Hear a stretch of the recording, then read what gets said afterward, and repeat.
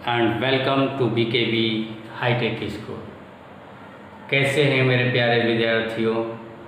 मुझे उम्मीद है आप सभी बहुत अच्छे होंगे और अच्छे तरीके से आप लोग अपनी पढ़ाई को जारी भी रखे होंगे। हम लोग अपने जीव विज्ञान में बहुत ही महत्वपूर्ण पाठ प्रारंभ कर चुके हैं जिसका नाम है नियंत्रण और समन्वय। पिछली कक्षाओं में हमने आप लोगों को पादपों में उद्दीपन और अनुक्रिया समझाया। नियंत्रण और समन्वय होता क्या है, नियंत्रण और समन्वय दोनों एक दूसरे से अलग कैसे हैं, इसको भी मैंने बताया। संसार के सभी जीवधारियों में नियंत्रण और समन्वय करने के दो तरीके हैं जिसका मैंने चर्चा किया था, याद होगा आप लोगों को। एक जो था उसको हम लोग नर्वस कंट्रोल एंड कोऑर्डिनेशन कहा था, जिसको हम लोग हिंदी में कहते थे तंत्रिकीय नियंत्रण और समन्वय। दूसरा भी एक तरीका होता है हमारे शरीर में नियंत्रण और समन्वय करने का, जिसका नाम है केमिकल कंट्रोल एंड कोऑर्डिनेशन, जिसको हम लोग हिंदी में कहते हैं रासायनिक नियंत्रण और समन्वय। देखिए, ये दोनों नियंत्रण और समन्वय की अगर मैं बात करूं तो सभी जीवों में नहीं पाए जाते हैं। खासकर अगर मैं पौधों की बात करूं तो पौधों में सिर्फ और सिर्फ रासायनिक नियंत्रण और समन्वय होता है। और इस रासायनिक नियंत्रण समन्वय में जो मुख्य रूप से रसायन जो उत्पादित होते हैं, चाहे पौधों में या जंतु में, पौधों में जो रसायन उत्पादित होते हैं उनको हम लोग फाइटो हार्मोन के नाम से जानते हैं।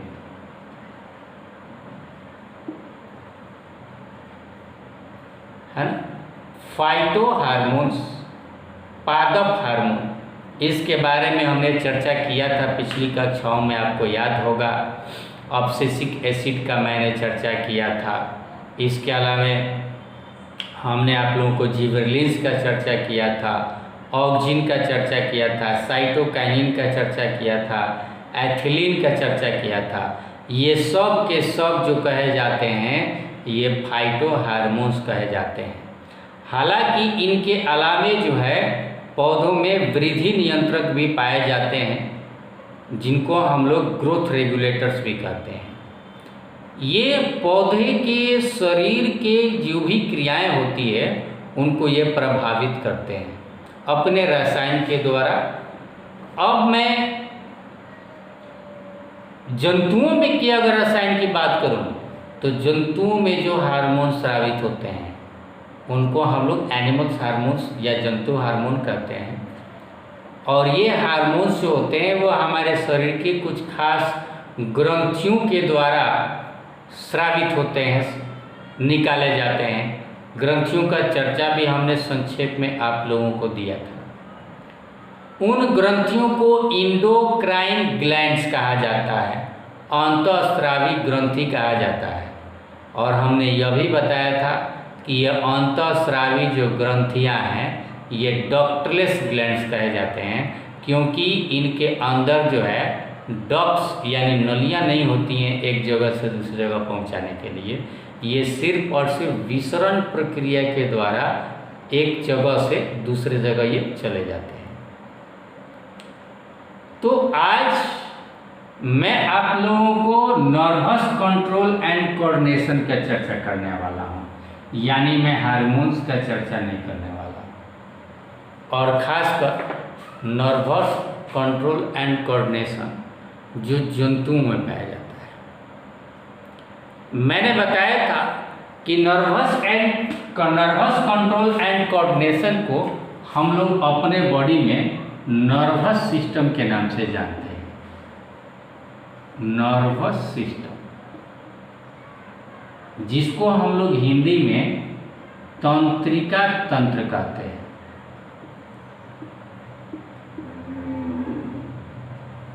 इस तंत्रिका तंत्र है यानी सिस्टम है, यानी इस सिस्टम के अंदर भी बहुत सारे अंग होंगे।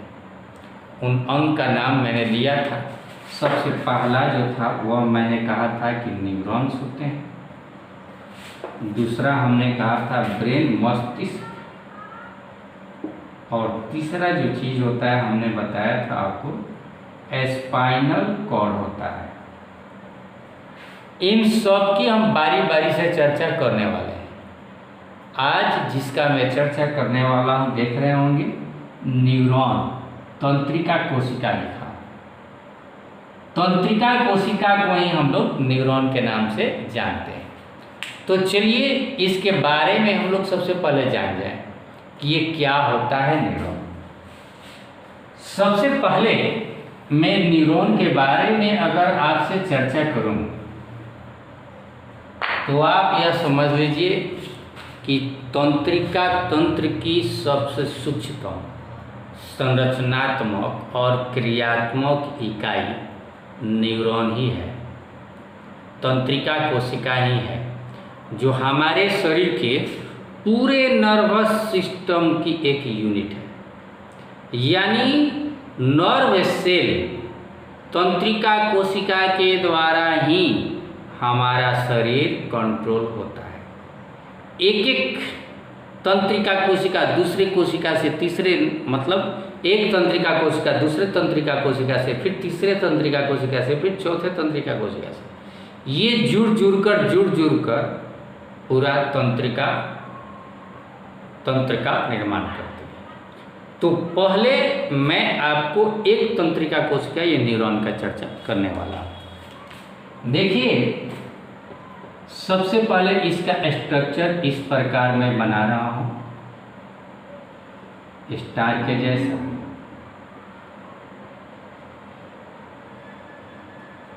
ये प्रवर्ध होते हैं। इसके अंदर एक बड़ा सा न्यूक्लियस होता है। इसके अंदर साइटोप्लाज्म यानी कोशिका द्रव्य भरा होता है और कुछ इनके अंदर कण भी होते हैं। यहाँ से प्रवर्ध जो निकला रहता है ये भी प्रवर्ध ही है, लेकिन ये जो प्रवर्ध है ये थोड़ा सा बड़ा प्रवर्ध है। एक एक करके मैं चर्चा करता हूँ। ये जो प्रवर्ध निकला है इसको हम लोग डेंड्रॉन के नाम से जानते हैं। फिर ये डेंड्रॉन जो है शाखित हो जाते हैं, ब्रांच हो जाते हैं एक दूसरे से। और ये जो शाखित जो छोटे छोटे प्रवर्ध निकलते हैं डेंड्रॉन से, इनका अलग नामकरण किया जाता है। ये तो डेंड्रॉन हुआ मुख्य, और मुख्य में से जो शाखित हुए हैं इन शाखाओं को डेंड्राइट्स के नाम से जाना जाता है। क्लियर? इसका काम क्या है मैं अगर यहीं पर आपको बता दूं तो इसका काम है, यह हमारे शरीर के अंदर आँख, नाक, कान, मुंह, जीभ, मुंह नहीं जीभ, त्वचा, इसी से ये जुड़े हुए होते हैं। ये जो हमारा त्वचा है, ये त्वचा से ये डेंड्राइट्स जुड़े हुए हैं, पकड़ कर रखे हुए हैं। चींटी काटता है या कोई चींटी काटता है तो इसका दर्द जो होता है वो डेंड्राइट्स कैच करते हैं, पकड़ते हैं और पकड़कर अंदर की कोशिका को देते हैं। अंदर जो कोशिका है इसको हम लोग साइटोन के नाम से जानते हैं। और ये आप समझ ही रहे हैं, इसका क्या है, न्यूक्लियस है, जिसको हम लोग केंद्रक कहते हैं। इसके अंदर छोटे छोटे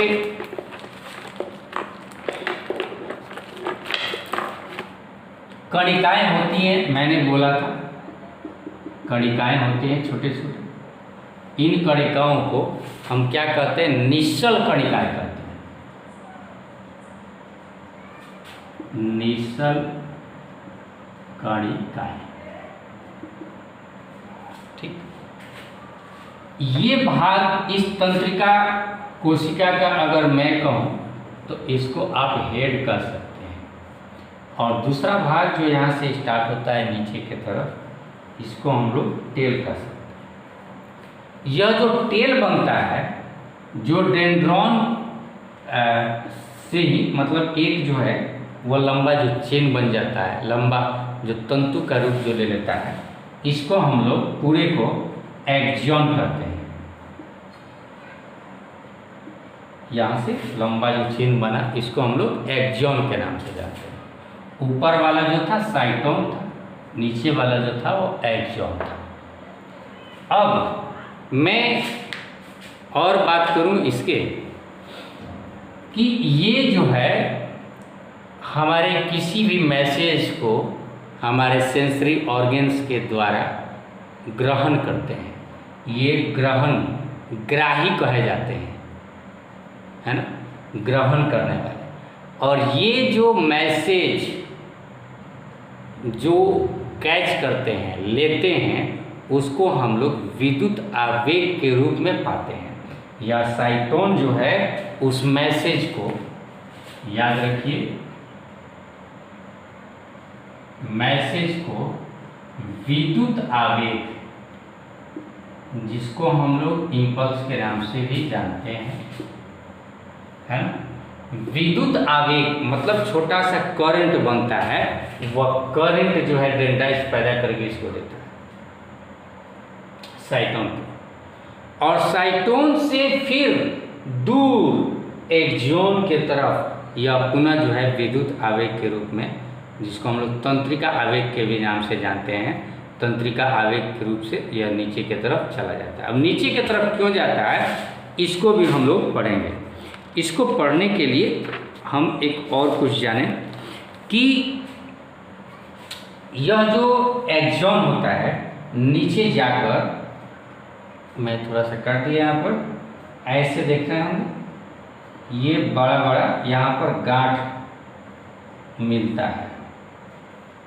है ना। इस गांठ को हम लोग सूत्र युग्मन गांठे कहते हैं। इसको हम लोग सूत्र युग्मन गांठे हिंदी में कहते हैं, इसको इंग्लिश में सिनैप्टिक नोड्स कहते हैं। सिनैप्टिक नोड्स मैं इंग्लिश में लिख रहा हूँ, आप हिंदी में देखना होगा तो आप अपना पुस्तक देखिएगा, उससे कंपैरिजन कर लीजिएगा, इंग्लिश और हिंदी दोनों आप जान पाएंगे।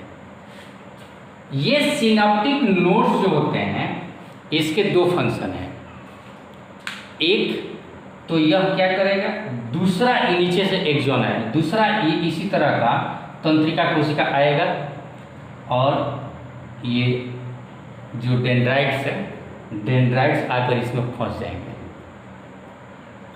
किसमें, सिनैप्टिक नोड्स में। दूसरा तो एक और यह बहुत लंबा चेन बन जाएगा, बहुत बड़ा बन जाएगा। फिर एक तंत्रिका कोशिका आएगा, और दूसरे के सिनैप्टिक नोड से वो तीसरा का डेंड्राइट्स आकर कैच कर लेगा, जुड़ लेगा, तो 3 तंत्रिका कोशिका का मतलब चेन बन गया। इस प्रकार ये चेन बनते जाता है।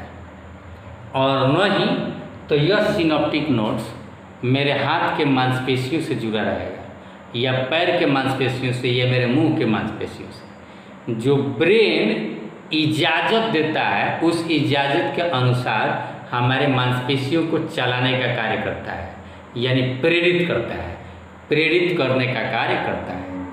ये है ना, अभिवाही कहते हैं, है ना, यह प्रेरक अंग कहते हैं।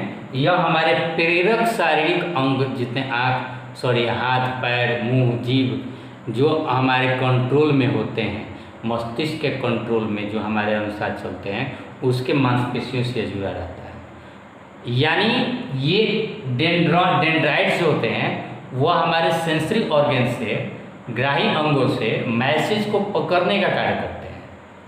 और पकड़ कर उसका प्रोसेस होगा, और प्रोसेस करने के बाद उद्दीपन को ग्रहण करेंगे, और उद्दीपन को ग्रहण करके उसके प्रति अनुक्रिया होती है ना।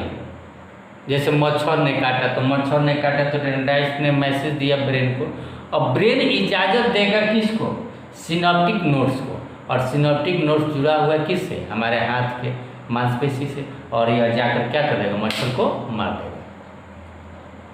तो इसका दो कार्य है, एक कार्य किया दूसरे न्यूरॉन से जुड़ने का कार्य जुड़ता है, और दूसरा काम जो है वह प्रेरक का काम यानी अनुक्रिया करने का कार्य करता है, जो हमारे मांसपेशियों से जुड़ा रहता है। क्लियर? जब एक न्यूरॉन दूसरे न्यूरॉन से या डेंड्राइट से जुड़ता है तो इस जुड़ाव स्थल को याद रखिए, जुड़ाव स्थल को सिनैप्स कहा जाता है। सिनैप्स कहा जाता है, ठीक है, जुड़ाव स्थल को जहाँ से वो जुड़ता है, जो उत्तेजना का कार्य करता है। आपके पुस्तक में भी देख लीजिएगा, एक्सॉन या तो पेशियों या ग्रंथियों जैसे अंगों में समाप्त हो जाते हैं, जहाँ ये उन अंगों को उत्तेजित करते हैं यानी प्रेरित करने का कार्य हमारे अंगों को करते हैं, या दूसरे न्यूरॉन के डेंड्राइट से जुड़कर संपर्क स्थापित करते हैं। इस स्थान को ही सिनैप्स कहा जाता है। अब इस सिनैप्स के स्थान पर एक रसायन बनता है, उस रसायन का नाम है एसिटाइल कोलिन। एसिटाइल कोलिन याद रखिएगा, यहाँ पर एक रसायन बनता है, उस रसायन का नाम है एसिटाइल कोलिन। यह एसिटाइल कोलिन क्या करता है? मान लीजिए कि यह एक हमारा तंत्रिका कोशिका है, और यहाँ से फिर इसका जो सिनैप्स हुआ, यहाँ से फिर इसका डेंड्राइट से जुड़ गया, फिर यह तीसरा ऐसे जुड़ता जाता है। तो इसमें से इम्पल्स विद्युत आवेग एक न्यूरॉन से दूसरे न्यूरॉन में इसी प्रकार नहीं जाता है, इसके लिए इसी रसायन की जरूरत होती है। ये रसायन विद्युत आवेग को इतना तगड़ा करता है नहीं कि सिनैप्स से विद्युत आवेग एक न्यूरॉन से दूसरे न्यूरॉन में प्रवेश करता है। ये एसिटाइल कोलिन का कार्य है, जो विद्युत आवेग को एक न्यूरॉन से दूसरे न्यूरॉन में संप्रेषित करता है। इसके बाद अब हम आगे बढ़ते हैं। देखिए ये एक्सॉन है। अब इस एक्सॉन के चारों तरफ देखेंगे कि श्वेत चर्बीदार पदार्थ का एक आवरण होता है, जिसको मेडुलरी माइलिन शीथ, मेडुलरी कहते हैं या माइलिन शीथ कहते हैं। ध्यान दीजिएगा, मैं इसको बना रहा हूँ। यही जो है मेडुलरी या माइलिन शीथ है। ये सफेद रंग के चर्बीदार होते हैं, ये लेयर हुआ है। लेकिन फिर कहेंगे कि सर ये लेयर के बीच में, ये बीच में छोड़ क्यों नहीं, ऊपर से नीचे तक होना चाहिए? नहीं होता है, बीच में यह माइलिन शीथ जो है नहीं होता है, और ये जो शीथ जहाँ पर नहीं होता है उसको नोड्स कहा जाता है। ये तो ऊपर वाला हो गया आपका माइलिन शीथ,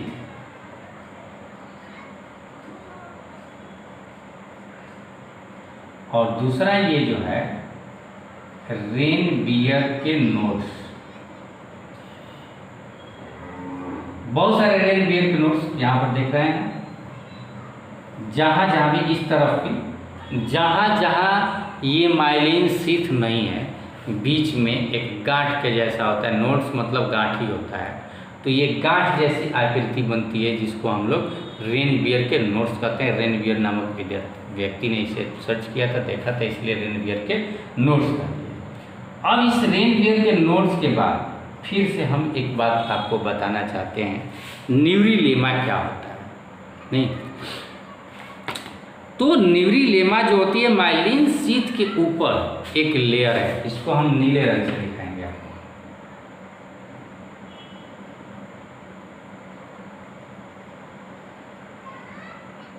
ये जो होगा न्यूरी लेमा है।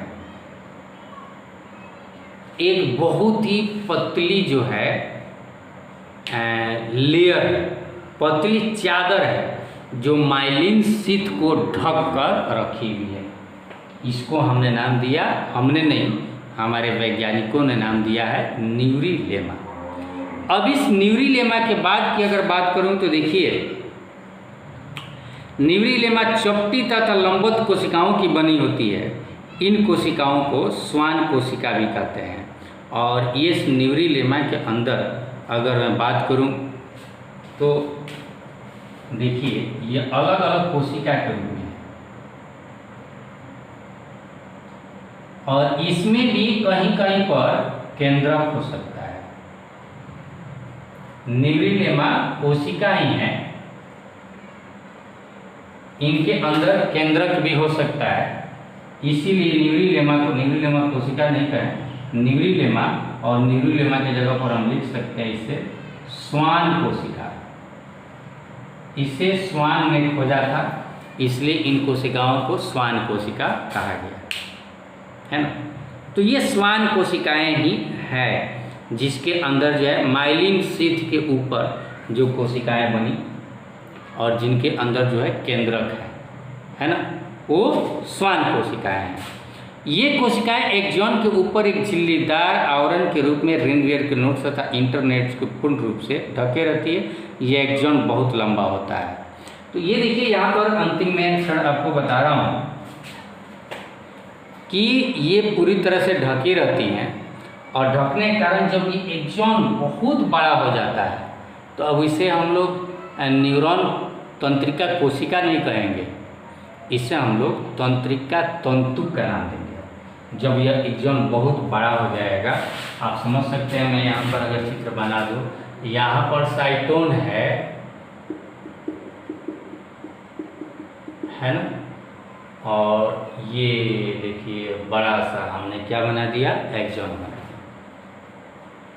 इसको हम लोग तंत्रिका तंतु के नाम से जानते हैं और इसी नई कई तंत्रिका तंतु के मिलने से तंत्रिका बनता है। जब बहुत सारे तंत्रिका तंतु एक दूसरे से मिल जाएंगे तो क्या बनेगा, तंत्रिका, जिसे हम लोग नर्व्स कहते हैं। क्लियर। अब चलिए मैं एक और चीज़ आप लोगों को यहाँ बता दूं कि ये दोनों एक दूसरे के कैसे जुड़ते हैं। तो अब मैं इसको मिटा रहा हूँ।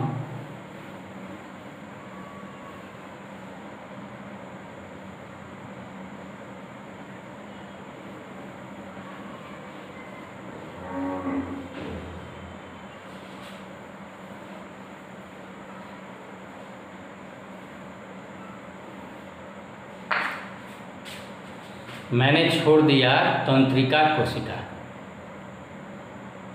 मैंने एक बार कहा था कि ये तंत्रिका कोशिका यानी तंत्रिकाओं का हमारे शरीर में ऐसा जाल बना हुआ है कि कहीं भी अगर हम पिन भी एक लगाएं तो उस पिन का दर्द जो है हमें अनुभूति हो जाती है, यानी कहीं भी जगह नहीं छूटा हुआ है।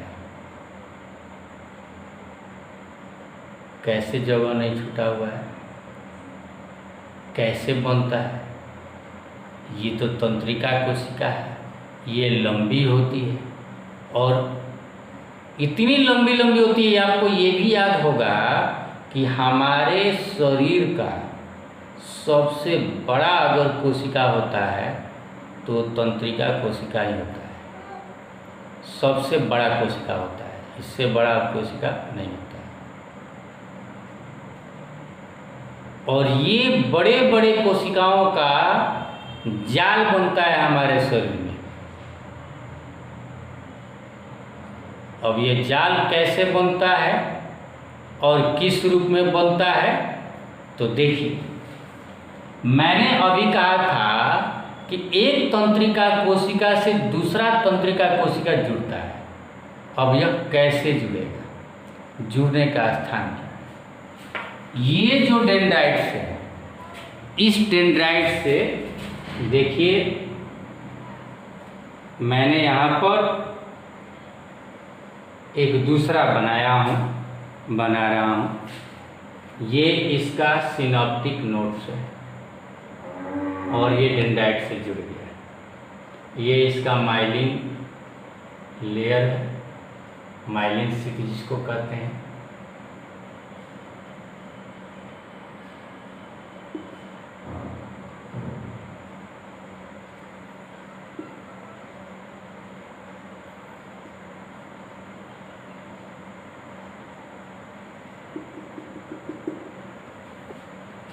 समझ में आ गया होगा।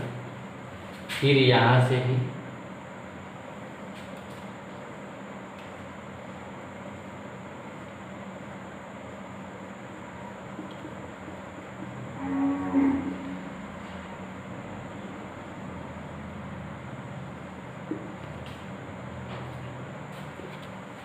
यहाँ से भी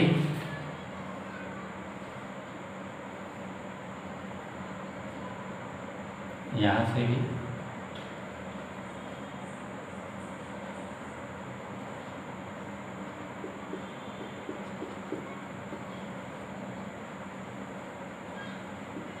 यहाँ से भी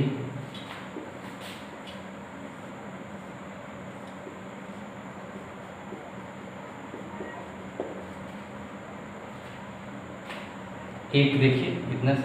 अब बीच में और भी अगर डेंड्राइट्स होता तो और से भी जुड़ता है। फिर अब ये देखिए यहाँ भी है इसका,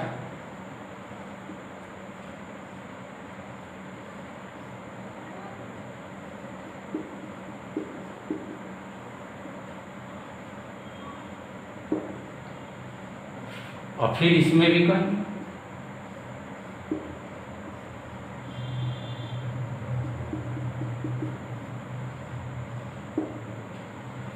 मतलब इतने इसके डेंड्राइट से आप समझ सकते हैं ये सब एक दूसरे से जुड़कर अब इनकी ब्रांचिंग कितनी होगी आप समझ सकते हैं। कोई कोना जो है जगह बाकी नहीं रहेगा। हर जगह से जितने डेंड्राइट्स निकले होंगे उन सभी डेंड्राइट से एक दूसरा जो है न्यूरॉन जुड़ जाता है।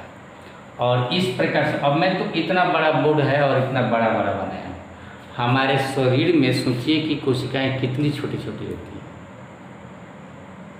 वो सुई का जो पिन होता है उससे भी छोटी छोटी कोशिकाएं होती हैं और उनका जाल उतनी छोटी छोटी संरचनाओं का जाल जो है हमारे पूरे शरीर में बना हुआ है, जिसका कारण है कि हम सुई का पिन भी अगर चुभाते हैं तो हमें उसका दर्द हो जाता है। ये जाल जो है बहुत तगड़ा है। एक न्यूरॉन दूसरे से किस प्रकार जुड़ा रहता है मैंने समझाया। इसमें ग्राही कौन होता है? अंततः मान लीजिए कि जो किनारा है वह आँख से हो गया, ये आँख है, आँख से जुड़ा हुआ है, इसने देखा। और दृष्टि का निर्देश जो है तंत्रिका, दिक् तंत्रिका होता है, हमने नाम दिया। तो ये दिक् तंत्रिका जो है यहाँ से आएगा, साइटोन में आएगा और साइटोन से दूर इम्पल्स के रूप में फिर यहाँ पर एसिटाइल कोलाइन यहाँ कोलिन बनेगा यहाँ पर। फिर यहाँ से विद्युत आवेग इसमें आएगा, फिर इसे आएगा और यह चलते जाएगा। कहाँ तक जाएगा? ब्रेन तक। और ये विद्युत आवेग आप समझ सकते हैं जैसे आप स्विच दबाते हैं बल्ब जल जाता है, उस स्पीड से भी तेज ये विद्युत आवेग हमारे आँख से लेकर ब्रेन तक पहुँच जाता है। हम किसी सामने लाते हैं, देख लेते हैं कैसा है, टाइम नहीं लगता है देखने में, सुनने में या कोई कार्य करने में, है ना। तो ये विद्युत आवेग जो है इस प्रकार से चलते हैं। याद रखिएगा, डेंड्राइट से चलकर एक्सॉन की तरफ जाते हैं सिनेप्टिक नोड्स, फिर ये साइटोन को देंगे, फिर एक्सॉन को देंगे, फिर साइटोन को देंगे, फिर एक्सॉन को देंगे, ऐसे चलते जाता है। तो इस प्रकार से हमने आज आप लोगों को समझाया तंत्रिका कोशिका या न्यूरॉन क्या होता है, कैसे यह कार्य करता है। जब इतना समझ लिए तो कल मुझे उम्मीद है आप लोग फिर अपने समय से हाजिर होंगे और कल हम लोग मनुष्य का मस्तिष्क बनावट के साथ साथ हम लोग इसके कार्य को भी समझेंगे। याद रखिए, यह सबसे बड़ा चैप्टर और सबसे इम्पोर्टेंट चैप्टर और सबसे जटिल अगर तंत्र है हमारे बॉडी में तो तंत्रिका तंत्री है, उस चीज़ को हम लोग पढ़ रहे हैं। आज का क्लास कैसा लगा, कितना समझ में आया, ये मुझे ज़रूर आप लोग बताएंगे, फीडबैक मुझे देंगे। Thank you.